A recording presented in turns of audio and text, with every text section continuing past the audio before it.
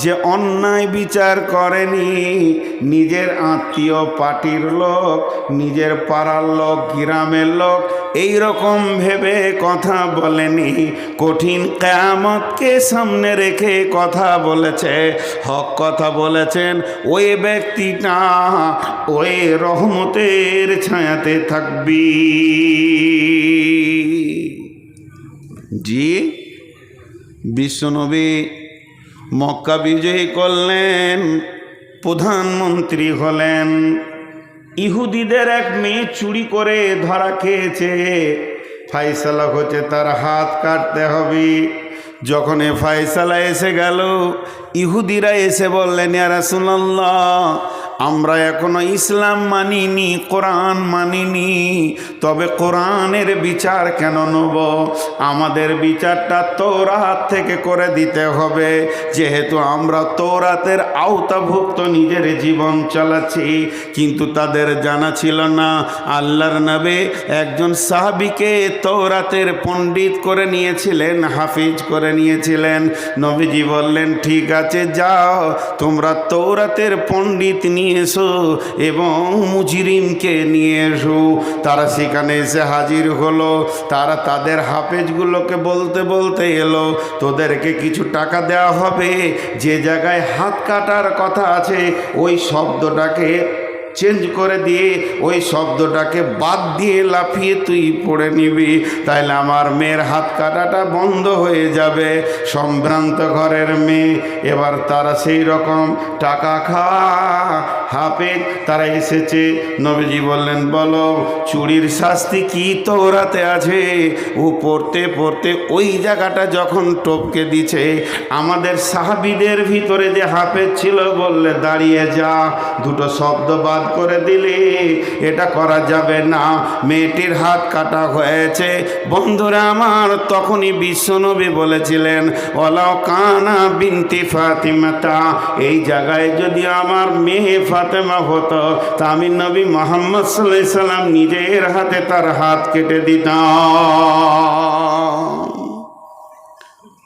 জি ভাই, এখন ন্যায় বিচার পাওয়া যাচ্ছে পৃথিবীতে? জি, আফসোসের কথা কটা বলবো। রসুল বলছেন, সাদাল কাবিলাতা ফাসিকুহুম জাইমুল কওমে আরদুলহুম ওয়া উকরিমার রাজুলু মাখাফাতাস সারহি জাহারাতিল কায়নাতু ওয়াল মাজিফু।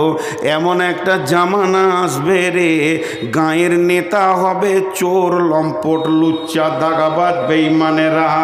বিচার করবে কে? মাতাল, লুটেরা, সুদারু, জুয়ারি। আর গোটা দুনিয়াকে লুটে মেরে পঞ্চায়েতের মাল মেরে খেয়েছে, এরাই আবার গায়ের বিচারক হবে। চলছে কি চলছে না? এতগুলো লোক চুপ করে আছে, আমাকে ডাকছে, যান যান যান। ও বিচারকে ঘুম লাগছে, চোখ কচলছে। আর আমি বলেছি ভাই, আমি শেষ, দিনও শেষ, সময়ও শেষ, আমি হার নাই, আমি শেষ। তো জি, একটা জিনিস খেয়াল করেন যে আজকে বিচার কি চলছে। আল্লাহ রসুল আফসোস করেছেন একটা বিষয়ে, দুটি বিষয় আফসোস করলেন। তো সাহাবীরা বলছেন, রাসূলুল্লাহ আপনি আফসোস করছেন দেখতে পাবেন না তার জন্য? বলছি, জি না, আমি দেখতে পাবো না এর জন্য আফসোস করিনি, আমার উম্মত দেখতে পাবে এর জন্য আফসোস করছি। গায়ের লেজের মতো তাদের কাছে চাবুক থাকবে, বিচার হবে, আদালত চলবে, প্রতিদিন কোর্ট চলবে, থানা চলবে, মার চলবে, চাবুক চলবে, জেলে ভরা হবে, সেলে দেওয়া হবে। কিন্তু আফসোসের কথা এটাই, দোষী ব্যক্তি গায়ে হাওয়া দিয়ে ঘুরবে আর নির্দোষী জেলে বসে বসে মার খাবি। চলছে না? কথা বলে না? আল্লাহ কি বললেন কোরআনে? ওয়ালা তাকরাবু মালাল ইয়াতীমি ইল্লা বিল্লাতী হিয়া আহসান হাত্তা ইয়াবলুগা শুদ্দাহু ওয়াউফুল কায়লা ওয়াল মিজানা লা নুকাল্লিফু নাফসান ইল্লা উসাহা ওয়া ইযা কুলতুম ফা'দিলু ওয়া ইযা কুলতুম ফা'দিলু ওয়া ইযা কুলতুম ফা'দিলু ওয়ালাউ কানা দা কুরবা। তুমি যখন বিচারে বসবে, সাক্ষী দেবে, তো ন্যায় কথা বলবে, যদিও তোমার নিকট আত্মীয় হয়। একটা ছেলে 4 চাকা গাড়িতে লাগিয়ে দিয়েছে মোটর সাইকেল, এইখানে উদাহরণ দিচ্ছি আপনাদের বরজুমলাতে। আর গাড়িটা আসছে কোথা থেকে? পাকুড় থেকে। সে গরিবের বাচ্চা বিচারাকে 400 টাকা দিয়ে বলেছে মালটা ঢেলে দিয়ে আজকে ঘুরে এসে খাবি। পেট তার চুঁ চুঁ করছে। আর যে টোটোওয়ালাদের অত্যাচার চলছে রোডে, আল্লাহ মাফ করো। এ যে করোনা ভাইরাসের থেকেও কঠিন ভাইরাস। 4 চাকা নিয়ে চলা যে কত কঠিন। আমি ড্রাইভারকে বলি টোটো দেখে সাবধান হবি, এলপি গাড়ি দেখে সাবধান হতে হবে না, তাদের ঠিক আছে, কিন্তু এদের কোনো ঠিক নাই। একটা প্যাসেঞ্জার দেখে নিয়ে যে ভরম করে ব্রেক করে দিলে, ওই বাড়ি থেকে আসছে, ও এইখান থেকে ব্রেক মেরে এমনি করছে, যাবে নাকি? তার মানে যে চেপে আছে সেই ইন্নালিলা পড়ছে, জানাজা পাবে না। এদের যা চরিত্র আর কি। তো ন্যায় বিচারের ব্যাপারে আমি আপনাদের সামনে যেটা বলছি, যে একটা গাড়িকে টোটোতে লাগিয়ে দিয়েছে, এলপি গাড়িতে। দোষ টোটোওয়ালার, অন্যায় এর। বেলাইনে ছিল, ওটা বড় গাড়ি একটু লেগেছে, তো এর একটা চাকা চলে গিয়েছে, ভেঙে গিয়েছে। এখন ওকে কলার ধরে নেমিয়ে মারছে, চলছে মার। ও মারতে মারতে ওর বন্ধু এসে বলছে, তাহলে আমিও অনেকদিন মাস্তানি দেখাইনি, তো চুলটা হিলিয়ে দিয়ে ও মারলে। এখন মানে বর্তমান যুবকদের একটা ভাইরাস, লম্বা চুল আর খালি মাথাটা এমনি করছে, আর হাতটা খালি এমনি করছে, হাতটা খালি এমনি করছে। আজকে টোটোতে এলাম 53 থেকে 54 বার খালি এইখানে আস্তে আস্তে হাতটা এমনি করছে। আমি, তুমি খুব কষ্টে আছো বলো, আজাব চলছে তোমার। হ্যাঁ, তো চুলের উপরে এবারে এই মার ধর করে ওকে করে দিলে। কিন্তু একদিন ন্যায় বিচার হবে। তো এবার বিচার চলছে। টোটোওয়ালা জোরে গলা বলছে, কি ভেবেছিস? কিন্তু আসলে গাড়িটা ছিল কোম্পানির, টোটোওয়ালাকে খবর নাই। যখন ওর ড্রাইভারের নাক দিয়ে রক্ত আর রক্ত, ভিডিও কল করে দেখিয়েছে, কোম্পানির মাথা গরম।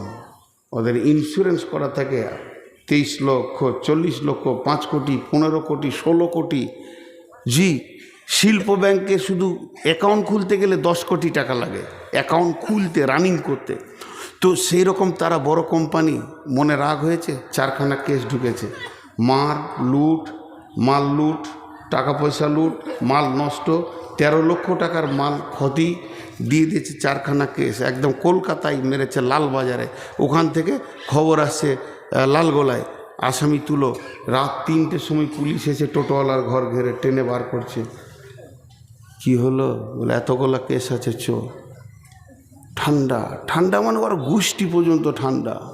অঙ্ক করে 3 লাখ টাকার ঘর বাড়ি নাই, কিন্তু মাস্তানি করেছে। বহু ঘটনা এরকম ঘটেছে, চটপট করে তার ঘরে হাত দিতে যেন না দিয়ে।